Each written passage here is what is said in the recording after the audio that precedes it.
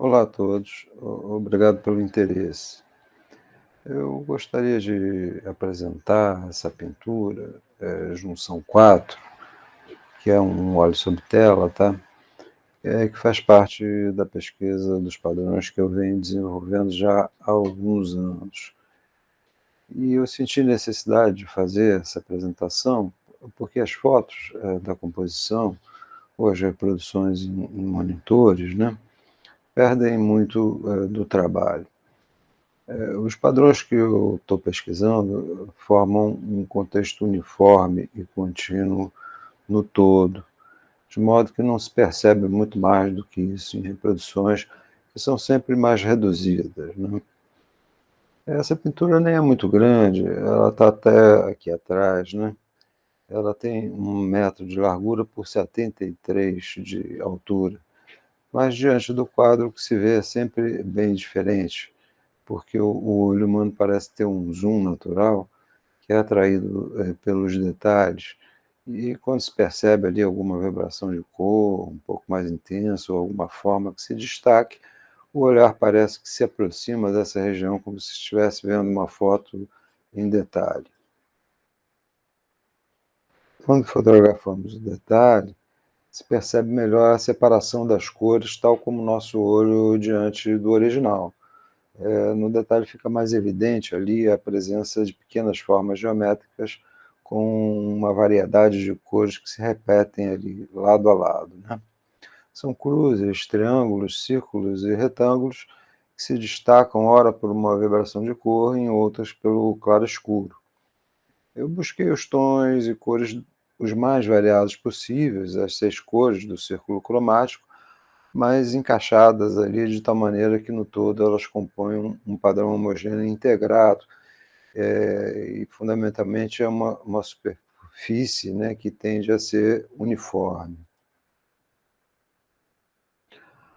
Algumas dessas pequenas formas geométricas foram arrumadas de maneira a ocultarem ali a estrutura interna de diversos personagens. Tal como uma roupa, né, ou uma pele, o padrão de formas que foi articulado compõe ali uma estrutura que cobre as figuras e que, por isso, permanecem como um esqueleto interno meramente sugerido. Essas personagens também se misturam entre si e se confundem ali com o contexto, resultando no todo, né, no espaço geral do quadro, justamente em um grande padrão uniforme que nada, onde ali nada se destaca, e mesmo as figuras mais desenhadas permanecem dissimuladas. Essa pintura tem 12 personagens. Eu já vinha pensando há tempos nesses números, e eu tinha pintado os quadros com 5, 6 e 7 personagens principais, pelo menos. Então, eu vi um documentário sobre o número 12 que eu achei curioso, porque ele chamava a atenção da recorrência do número 12. No relógio, os 12 meses, né? Os 12 signos do zodíaco, os 12 principais deuses do Olimpo grego, os 12 apóstolos de Cristo e outros ali ainda. Tinha mais, mas não vem aqui ao caso, né? Mas me chamou a atenção porque quando eles falaram dos apóstolos de Cristo, eles citaram a pintura A Última Ceia, do Leonardo da Vinci, composição que é bastante importante ali na pintura ocidental. Depois eu fui ver e, na verdade, a pintura tem 13 personagens, contando ali com a entrada do Cristo. Enfim, o número ficou na minha cabeça e eu comecei a pensar nos 12, porque realmente me parece um bom número, né? E eu resolvi pensar um padrão com 12 personagens também, o que ampliou significativamente ali a distância entre a estrutura do todo e as suas partes, que são compostas pelas figuras, né? Como eu nunca tinha trabalhado com tantas figuras, né, eu resolvi simplificar, pensando a princípio somente em pontos. Os 12 pontos seriam como o núcleo interno ali do cérebro das personagens, do tamanho de uma laranja mais ou menos. Os pontos eram só para situar as figuras mesmo, né? E, a princípio, eu deixei todas as cabeças indefinidas, buscando só distribuir esses pontos de maneira a criar um ritmo interessante com eles. Os 12 se dividiram em 3 grupos, cada qual contendo 4 figuras, né? Um grupo mais à esquerda, outro mais ao centro, né? E o terceiro grupo à direita. Há uma ligeira variação de profundidade, onde o grupo da esquerda se encontra um pouco mais atrás, e o da direita um pouco mais à frente, né? Mas eu acho que isso aconteceu porque eu queria que o ritmo geral do padrão fosse similar a um canto de Mata Atlântica, a um pedaço de floresta, né? Tal como se vê aqui onde eu moro. A referência que eu usei foi essa foto aqui, que ficou do lado ali do cavalete, e vez ou outra eu olhava novamente para ela. São árvores encravadas ali no relevo de uma montanha de pedra. Eu tenho até aqui outra foto, que dá para entender melhor como a floresta vai se apoiando ali na montanha. Eu escolhi esse canto aqui, né? Que é um detalhe sem chão nem céu, né? É um plano, uma parede, e eu pensei no ritmo das figuras, substituindo evidentemente as árvores, mas seguindo um fluxo ininterrupto ali, de modo similar, com as figuras apoiadas ali na beira de uma pedra qualquer, né? Mas voltando ao quadro, eu queria comentar ainda uma outra coisa. A composição se arrastava entre a representação das figuras e a sua dissolução em um padrão denso e fechado.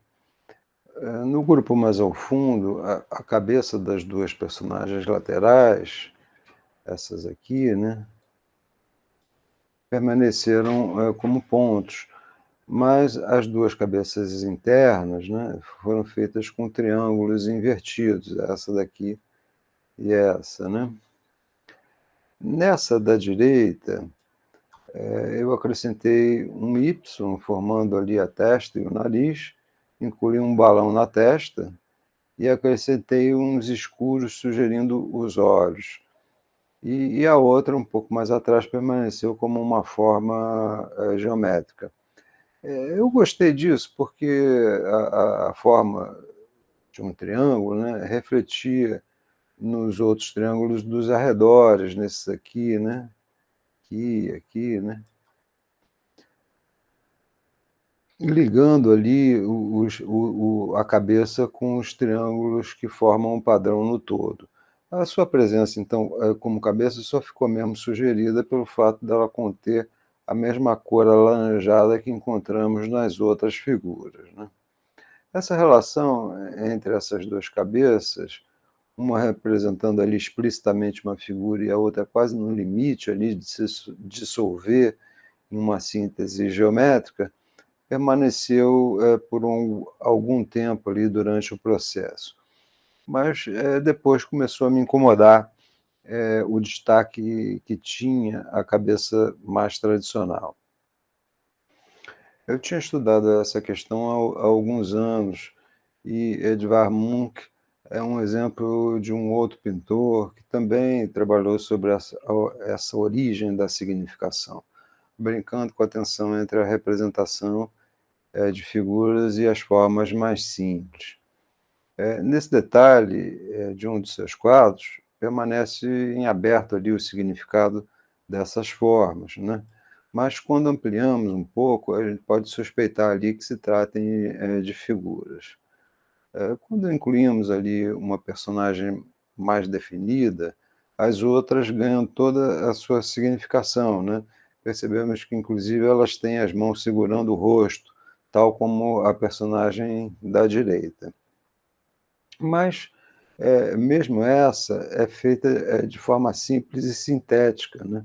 É uma área, né, que representa o cabelo, a outra é o rosto, e uma grande área branca ali que estrutura o seu corpo, né? A representação fica mais convincente somente quando a gente vê ela no todo, incluindo a casa e os arredores. E isso significa, né, que as partes interferem entre si, alimentando as formas de significados.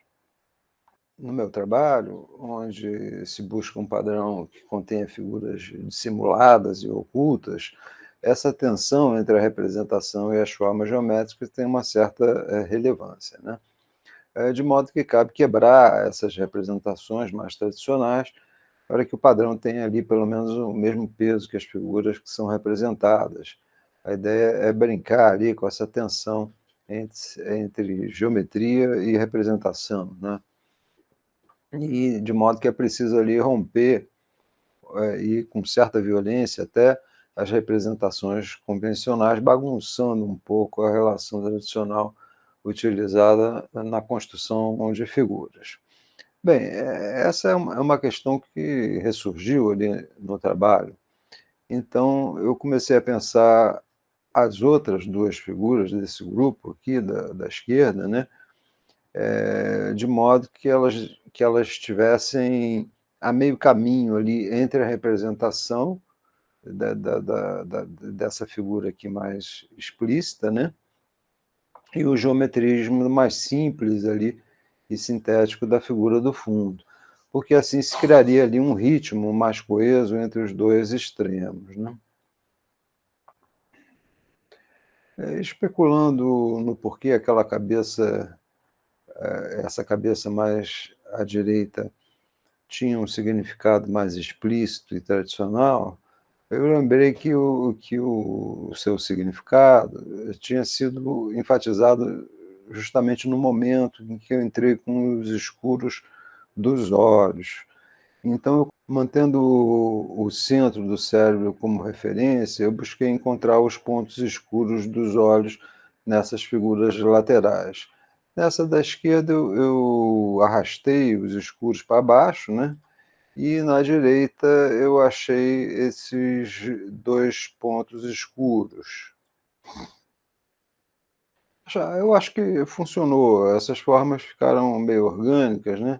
Nem tão tradicionais quanto a cabeça desenhada e nem tão geométricas quanto a cabeça do fundo. Quando eu levei essa lógica para o grupo do centro, eu tive uma grata surpresa, porque a figura ao lado, né, mais à esquerda, essa daqui, né, adquiriu a significação da cabeça de um pássaro, né, sem que eu tivesse premeditado ali essa representação. Eu tenho até o registro desse momento, porque eu fui fotografando a pintura durante o processo. Nessa etapa eu ainda estava pensando a cabeça como um triângulo invertido, mas quando eu acrescentei o preto dos olhos,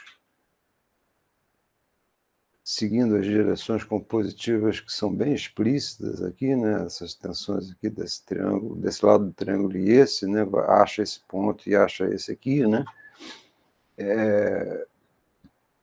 ela subitamente ali adquiriu a conotação da cabeça de um pássaro, e foi ótimo, na verdade, porque assim se estabelecia ali uma relação com a cabeça mais desenhada do grupo, daquela cabeça mais desenhada que estava no grupo anterior, né? E essa figura permaneceu ali conotando a cabeça de um pássaro, né? Enquanto essas outras laterais, permaneceram como simples pontos mesmo. Por fim, nós temos o grupo da direita, a figura mais à esquerda, né? Tem uma forma ambígua que foi lançada desde o início da composição, e ao seu lado a gente tem uma outra que rodou, mas não deixou de ficar com a cara de um extraterrestre, alguma coisa assim, né? Já essas duas mais do extremo direito, nessas duas aqui, né? Seguiram ali o que aconteceu no primeiro grupo que a gente viu. eu tenho uma cabeça que tem uma representação mais explícita e outra que tem uma configuração mais abstrata. Essa cabeça está bem desenhada, ela é estruturada e segue um jogo de relações tradicionais. E a seu lado ali, a outra, em comparação, né, em contraposição, segue um ritmo de formas mais geométricas mesmo. Então ela acabou conotando ali como se fosse a cabeça de um robô ou alguma coisa do tipo. A inclusão dessa cabeça aqui, mais estruturada, foi deliberada. Ela é explícita e segue um esquema tradicional, foi intencional, né? A ideia era não deixar o olhar do observador sair da composição sem reconhecê-la, de modo que um observador desavisado ali deixaria, não conseguiria, né, deixar de procurar as demais figuras, né? Ao esbarrar com esse significado, né, é natural que se busque as outras cabeças. Um outro aspecto que eu queria destacar é essa forma aqui embaixo, que permanece com um significado indefinido. Na minha tese, eu tinha estudado o livro A Obra Aberta, do Humberto Eco, porque a intenção desses padrões era de criar uma matriz de ideias e leituras possíveis, e isso tinha a ver ali com o que o livro narrava, né? Mas o Humberto Eco utiliza como exemplo as obras do expressionismo abstrato, e eu tinha analisado na tese um baixo relevo maia, que sempre vale a pena rever ali, porque tem uma íntima relação com essa pesquisa aqui. Um pouco de tempo e atenção, nós reconhecemos ali a cabeça de figuras, né? Aqui tem uma e aqui tem outra.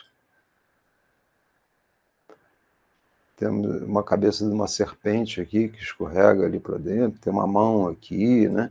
Tem o corpo da serpente aqui, vão surgindo ali diversos significados semânticos, diversas figurações, né?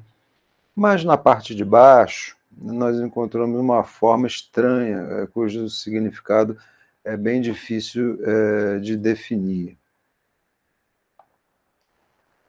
Pode ser um relógio, uma peça de indumentário, ou mesmo um bicho, né? Vai saber, né?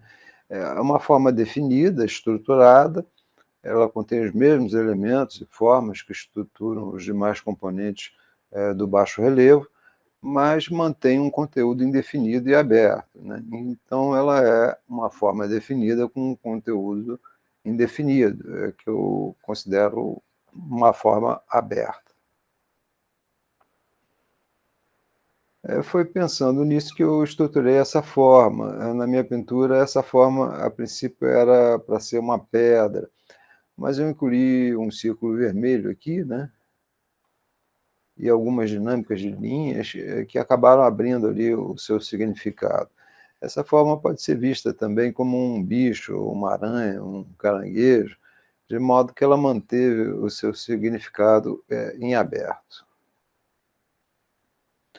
No mais, são jogos de linhas, tons e cores que vão criando ali os mais diversos ritmos compositivos, que constituem o corpo principal ali da pesquisa, né?